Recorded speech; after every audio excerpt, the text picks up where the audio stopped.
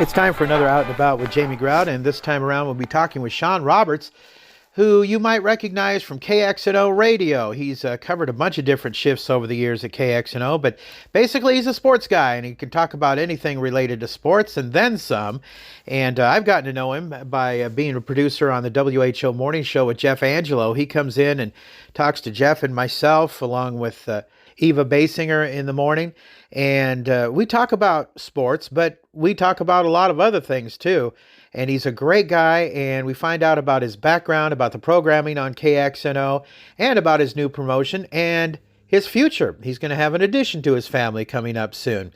So enjoy the podcast with Sean Roberts from KXNO Radio in just a couple moments. But first, a word from our sponsors, including Ryan's Tire and Auto on First Avenue in Newton.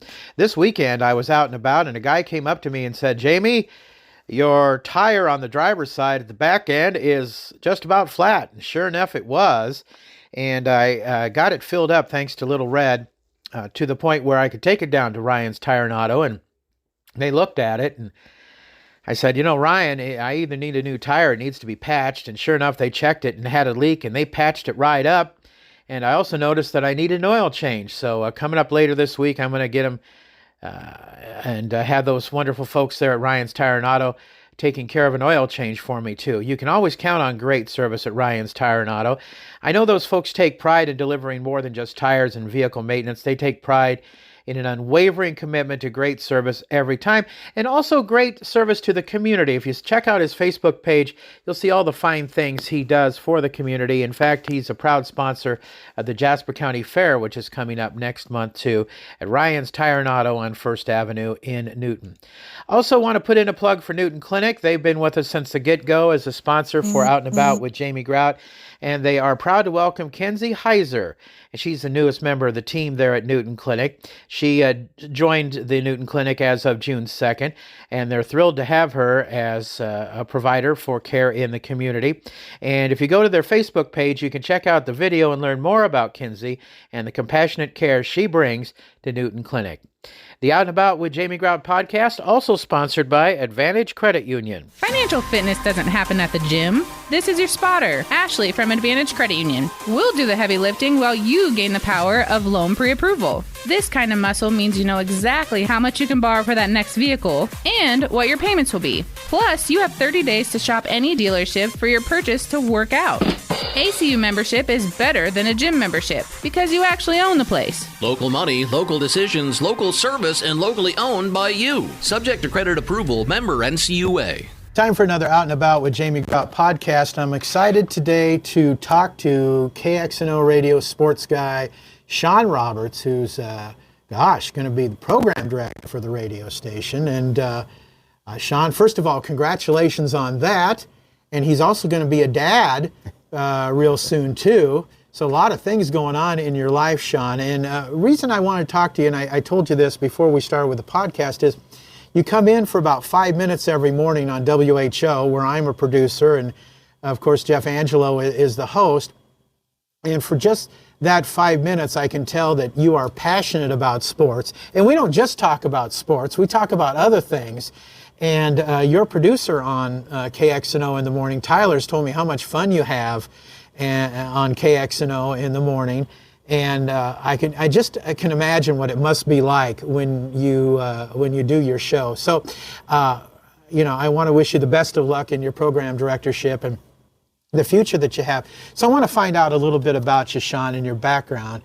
First of all, where are you from originally? Because I heard you say this morning on the air that you're not from Des Moines originally. Yeah, well, thank you for all the kind words, Jamie. I appreciate it, and happy to hop on here with you. And a lot of different life changes happening for me, and all good stuff, which is, we like that. I'm originally from Hanover Park, Illinois. Which is a northwest suburb of Chicago. Okay. I used to live in Rockford, by the way. Okay. Yeah. Okay. I almost went to Rockford College. Oh. I was being recruited there out of high school and also my junior college for baseball, and so I went on a couple visits there. So from Hanover Park, Illinois, grew up there my entire life, and went to college at DuPage, which is a community college there. and played baseball, and was there for 2 years. And when I was going through the recruitment process, I wanted to go somewhere that had broadcasting as an option, but also I was going to be able to play, and it wasn't too far from home, but I was able to get away from home. And so Grandview University called me, and they started recruiting me. And so came out here to Des Moines on my visit and loved it and wanted to stay, went to school and graduated in 2012. And then after I graduated, it's weird how I ended up staying here, because I had to, back in 2012, we had internships here at what was the time Clear Channel Radio, and now it is iHeartMedia. But so I had to finish my internship to graduate. Well, my internship went through, I think it was the end of September, but I had to be out of my apartment at Grandview at the end of July. So I had like this month and a half, gray area. And so I ended up signing a 1-year lease to stay here. And my internship ended, and I had to go get some part-time jobs, because now I got an apartment to pay for. And I was like, well, if I don't get to where I want, if I don't get a radio job offering or a part-time job, I'll probably just move home back to Chicago, and that would be it. Ended up staying here, and got a job December 2013 was when I got hired here as a part-timer here at iHeartMedia, and I've been here ever since. Been on KXNO since 2014. As a child, were you into sports? Sports, yes. My first word was ball, and I'm not kidding. That was a real thing, documented by my parents. But yeah, my first word was ball. I loved baseball, football. Those were my two loves. Growing up as a kid, played football and baseball all through high school, baseball in college. And so sports have always been in my system, in my everything that I've always wanted to do. So being able to play it at a somewhat high level in college, playing baseball, that was always my goal. My goal was always to play college baseball. Major League Baseball was the original goal. Then soon you realize, okay, Major League Baseball is probably out of the mix, but college baseball was my goal. And then, following that, it was to be a sports radio host. So to be so into sports and whatnot, were you influenced by anybody in particular, or was it just something that happened naturally? For the sports side of things? Yes. Baseball guys, there was baseball players that I looked up to. Frank Thomas, White Sox players, that's my team. And so guys like that, Frank Thomas, Ken Griffey Jr. played a big part in that as well. And just sports figures in general. Michael Jordan, I grew up in the Jordan era in the Chicagoland suburbs. So that was, if you weren't a Bulls fan, I don't know what was wrong with you, right? Right. Michael Jordan and that whole dynasty run and growing up in the 90s in Chicago was a good time to be a sports fan. And so a lot of those guys grew up. Sammy Sosa, being a White Sox fan, wasn't a big fan of Sammy Sosa, but I knew what he meant to the game, and I knew what he meant to the city. And so following those guys, they were definitely huge parts of my childhood. At what point did you decide you wanted to be in broadcasting, and specifically in sports broadcasting? Man, as a kid, I grew up listening to 670 The Score in Chicago and ESPN 1000, and you go back and forth from the stations. And I remember being in the car with my dad, listening to White Sox games and listening to the pre and post shows. And if it was a weekday and we were on our way to a Little League game, we were listening to sports talk radio, and I became infatuated with it. I became like, that's what I want to do. If I'm not going to play sports, and if I'm not going to make it into Major League Baseball or at the professional highest level, to be able to sit there and talk about it every day, and to give my opinions and to entertain, and everything just meshed with what I always wanted to do. So like when I say it was a dream job of mine, it really was, because I, as a kid, knew that's something that I wanted to do. And now to live it out every single day, it really truly has become a dream come true for me. Well, Sean, I'm going to share with you that we are kindred spirits, because I can show you pictures of myself as a kid playing radio in the bedroom of my house when I was 7 years old. Yeah. I had my own record players, had a microphone. The engineer at the local radio station in Newton had old headphones that he couldn't use anymore that were broken that I was wearing. And I always knew I wanted to be in radio. And I had an influence. My sister's boyfriend worked at the local radio station, and I would go out there all the time, and I thought, oh, this is so cool. This is so cool. And the other thing was, too, I came to Des Moines with my parents once, and KIOA had studios on Keogh where you could watch, the studios, I remember we were parked along the side, and you could watch the DJ on the right side, and there was a door in the middle, and the news person was on the left side. You could just watch it all from the street. And I remember watching the DJ and thinking, God, this guy is having fun. He's laughing, cracking jokes, playing music, reading commercials. You know, I mean, this, as a kid, I perceived that a lot of adults really didn't like their job. They were, working their job just to get food on the table and paying bills, And I thought, this is a fun job.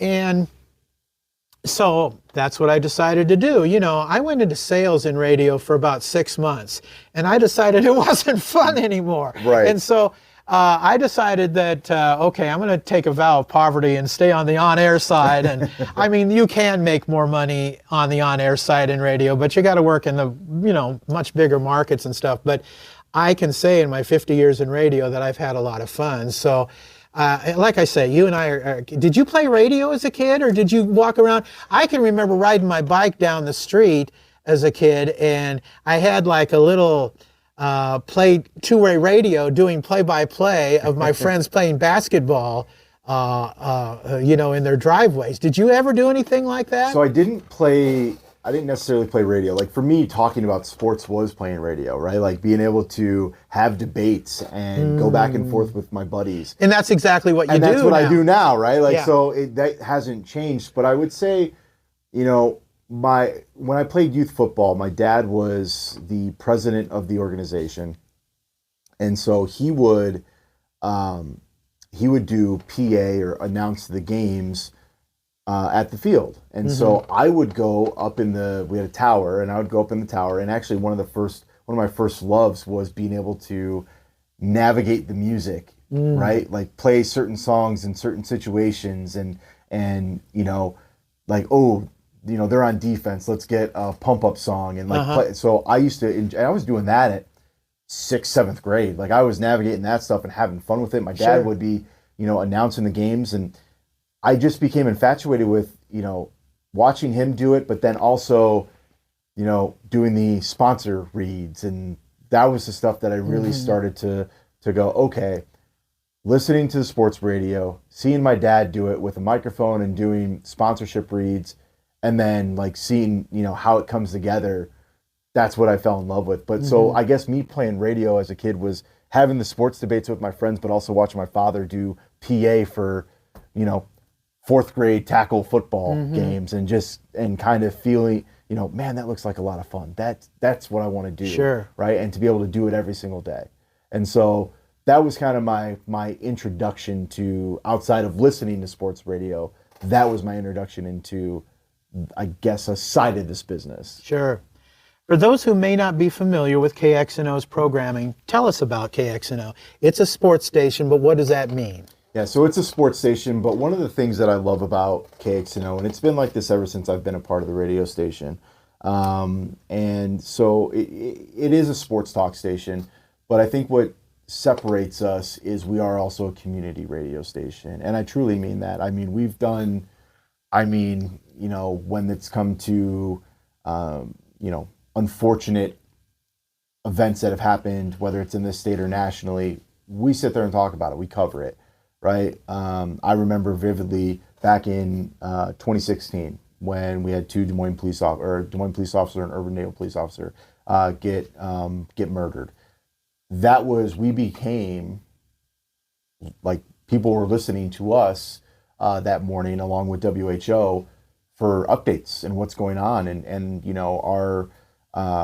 one of our great people here, Heather Burnside, her husband is Paul Presic. At the time they were dating, he's the PIO for Des Moines Police Department. So we're navigating, getting information from. It was a interesting experience to deal with. But anyway, that's one of the things I love about KXNO, and I always have. And whether it's different shows, people coming and going, that has never left. And so that's one of the things now as program director I'd like to continue. On the sports aspect of things, a year ago in August, we launched what is now the Iowa Sports Radio Network. So we are on in Cedar Rapids, Davenport, Iowa City, Sioux City, obviously here in Des Moines and Central Iowa.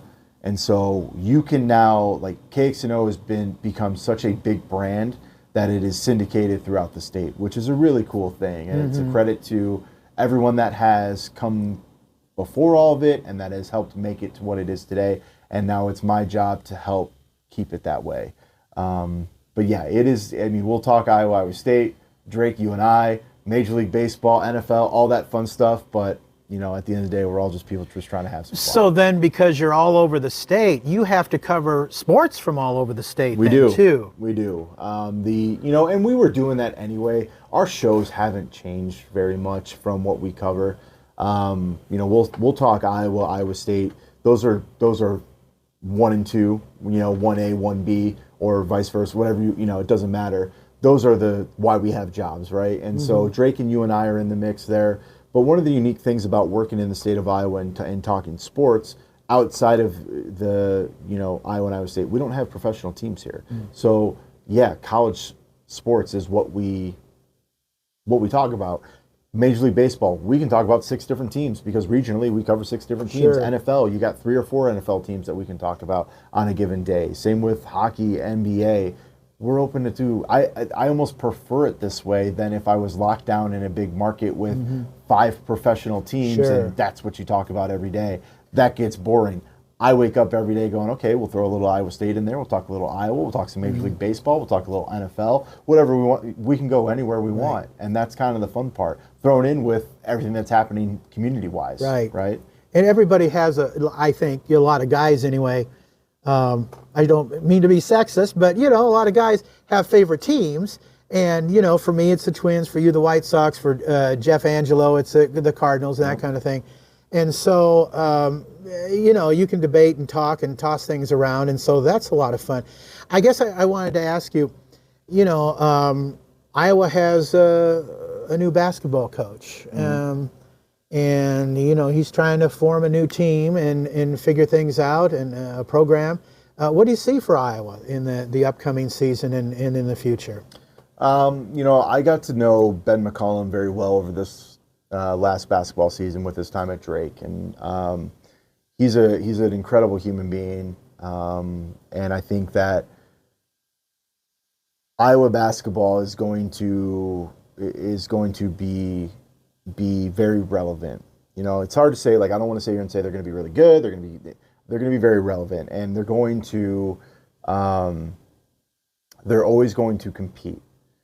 That's Ben McCollum's a winner. And so when he came to Drake and he came up from Northwest Missouri State, guy had like 3 or 4 national championships. I was going to say the guy just wins, right? Yeah, quite a successful record. First year at Drake, wins the Missouri Valley Conference regular season championship, wins the conference tournament, goes to the NCAA tournament, gets a win against Missouri, and he did a lot of this with his guys from Northwest Missouri State. So he knows how to get the most out of his players and for them to succeed.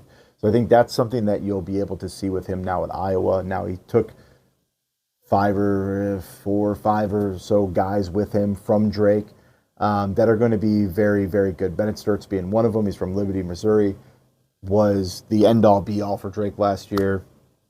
And this is a kid that had no Division I offers coming out of high school, went to Northwest Missouri State, played Division II basketball, and, comes to Drake. And all of a sudden now, after 1 season at Drake, he's the most sought-after transfer portal guy, and yet ends up going to Iowa, which is awesome. But I think success is going to be sustained with Coach McCollum because that's all he knows. Well, I can tell from having spoken to you on WHO that you are a Drake fan, and yes. Of course, a Grandview fan. As a Drake fan, do you get frustrated that Drake basketball has just become in the minds of some people, a training ground for coaches to move onward and upward real quick? It's a gift and a curse, right? It's good and bad. The good out of it, Nico Medved was the coach before Darren DeVries. He's now coaching at Minnesota. Darren DeVries comes in from Creighton after being assistant for 20-something years. Was here for 6 seasons. Tremendous success, goes to West Virginia. Now he's the head coach of Indiana basketball, one of the biggest brands in college basketball. Ben McCollum now goes to Iowa.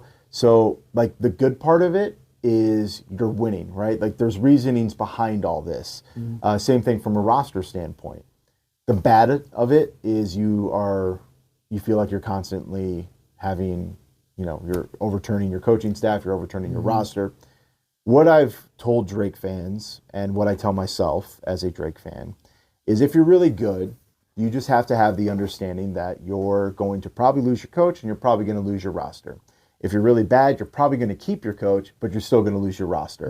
And that's just the way it is. The unfortunate thing in college basketball in the year 2025, and especially for a school like Drake or UNI that's in the Missouri Valley Conference, you have essentially become a developmental league. What that means is you can have guys that maybe come here for a year or two, but they're probably going to go to a bigger Division I program. And you just have to have that understanding. There might be guys that are at big Division I programs that don't necessarily get the playing time. And so they're like, you know what, I'm going to go play at a Drake, I'm going to go play at a UNI for a year, and then I'm going to see what my options are. And I can go back to playing Power 6 basketball. So it's good and bad.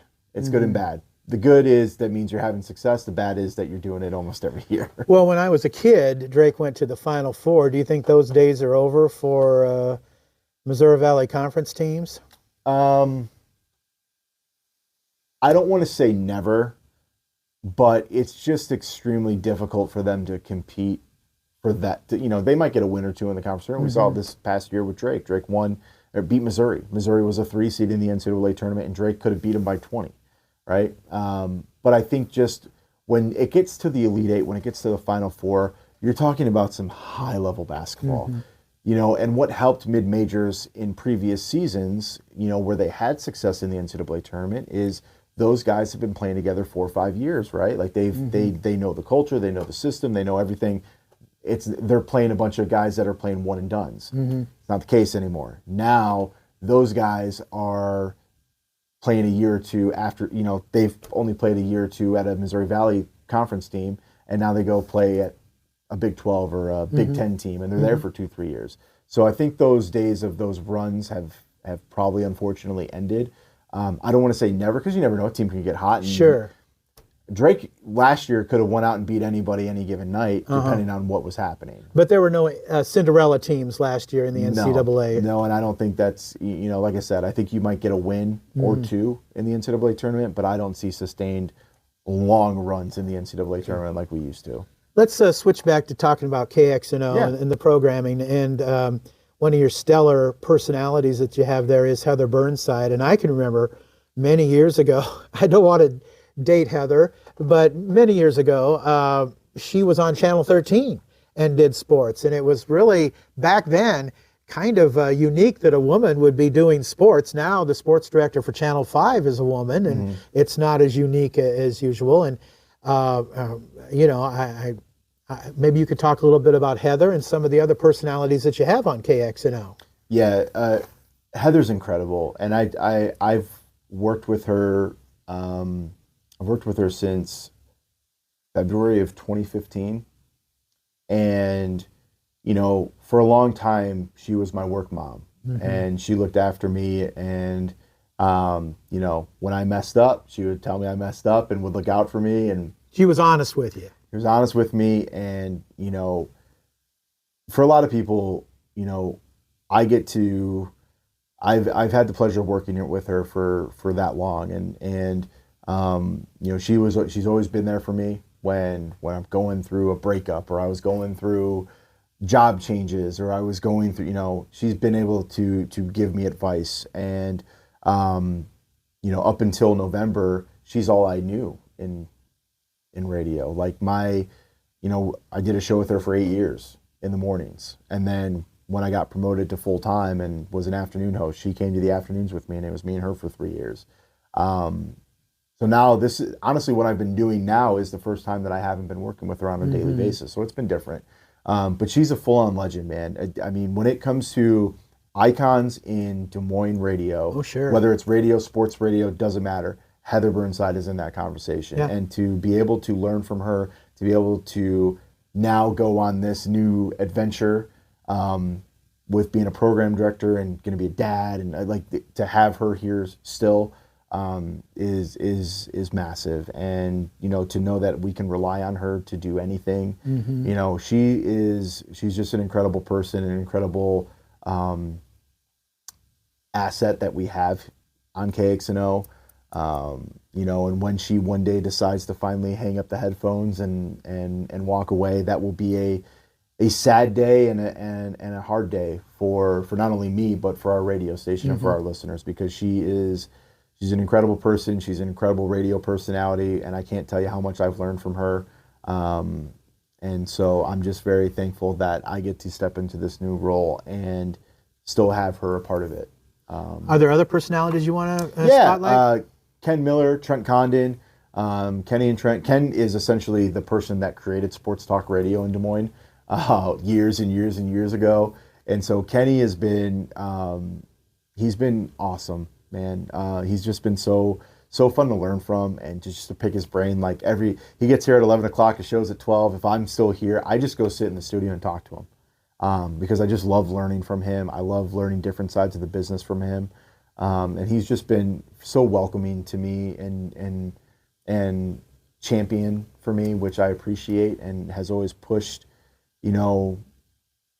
people to take a look at me on certain things. And so I'm very thankful for that. And, I definitely cherish our relationship, and he's someone that I'm stepping into a new role. I'm thankful that he's there, because I don't have to worry about, it's nice to step into roles and know that I don't have to worry about certain things. Sounds like you have a good crew. Have a good crew. Trent Condon, can't say enough nice things about Trent. TC came over with Ken in 2019, has been a huge part of what we've been doing on KXNO, and he brings a whole different dynamic of high school broadcasts and stuff like that. And then Lucas Strain. Lucas has been with us for a couple years. He's the co-host on the afternoon show, and he's a young kid that has all the talent in the world, and the world is his if he wants it to be. And so to have as talented of a staff as we still have through changes and people leaving to do different ventures and everything like that, it's incredible. And the station is in good hands from a talent standpoint, and I hope the station can be in good hands from a programming standpoint moving forward. It's like you're driving a Cadillac. Yeah, man, I really am, man. Like I said, I'm stepping into a role where I don't really have to do, there are challenges that come with this position, and there are challenges working in this business. You know that, I know that. Sure. To be able to have a staff, an on-air staff, me included in that can handle their own, and I don't have to sit there and worry about it or think about it, I'm very lucky. All right, let's switch back to sports. Who's going to be in the World Series this year? Jeez. The White Sox? No. Neither the Twins or the White Sox. My favorite team or your favorite team? I think from an American League standpoint, I would lean to the Yankees, and I know that's a cliche thing to do, but they're just so good, and they continue to be so good. So I lean Yankees in the American League. What about the Cubbies? Cubs are a contender. They have to be. Cubs are a contender, and they're going to be there all year long.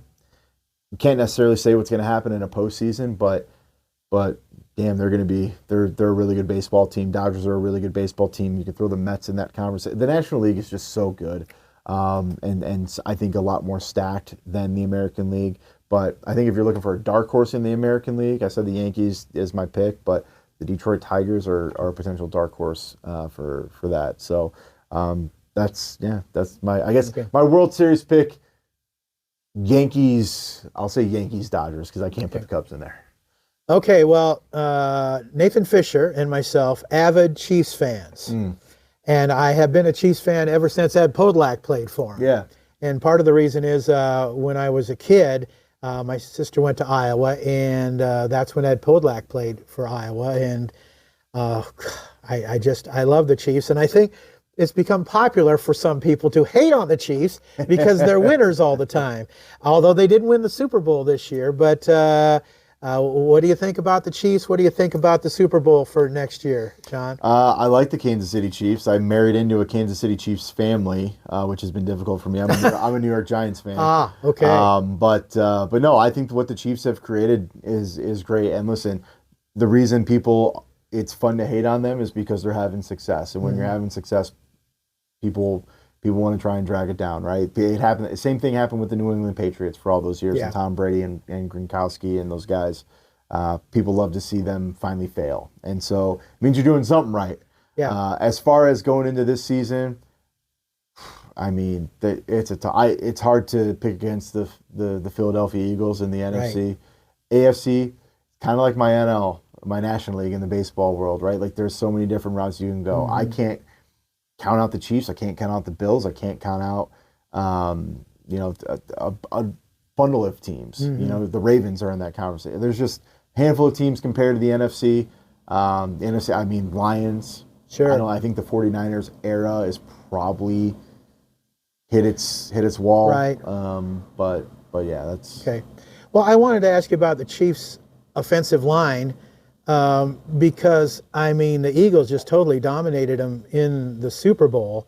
Is Andy Reid making any progress in that regard, or do you see him making any progress in that regard? Because if they end up playing the Eagles like they did last year in the Super Bowl, it ain't happening. I don't know the names off the top of my head, but I'm pretty sure that they went with the offensive line in the draft, and I think they had some free agents. So I think they're going to be the Chiefs are a smart enough and good enough organization to understand certain needs that need to be met, especially when you have a franchise quarterback like Patrick Mahomes. So I think they'll be. I don't know if they'll be Eagles ready, right? But they'll be better on the offensive line. All right.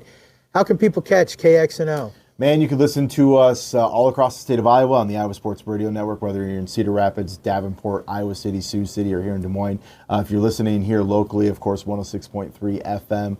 1460 AM. I mean, if you look at it, you can listen to us on the iHeartRadio app as well. Number one preset, right? No, here I get to say number one preset. When I'm with Jeff, I'm like number 5, number 10, number 50. I think yesterday I was number 3. So, but no, you can listen to us all across the state and FM 106.3 AM 1460, and then of course on the iHeartRadio app. Sean Roberts, sports guy, new program director for KXNO. Check it out. If you're into sports, you should be into KXNO. Sean, thanks for talking with us. Thank you very much. I appreciate it. This podcast is also sponsored by Jersey Freeze in Monroe, Lynette Baker, Halo Branded Solutions, also Westside Java Coffee Bar, and the fine folks at Wesley Life Park Center. You're invited to pursue your joy at Park Center by offering living options across a continuum. Park Center provides vital, enriching commitments and environments for everyone, a community for healthy living focused on holistic health and well-being. Their programming enhances emotional, intellectual, and spiritual wellness and enables you to live a life that's healthier in every way. Park Center is at home in Newton, with many residents and team members having lived their lives. Now, if you'd like to learn more about Park Center's different levels of living and to find a lifestyle that's right just for you, contact Lisa Zylstra at 641-791-5000. 641-791-5000 at Park Center. Until next time, out is out. See ya.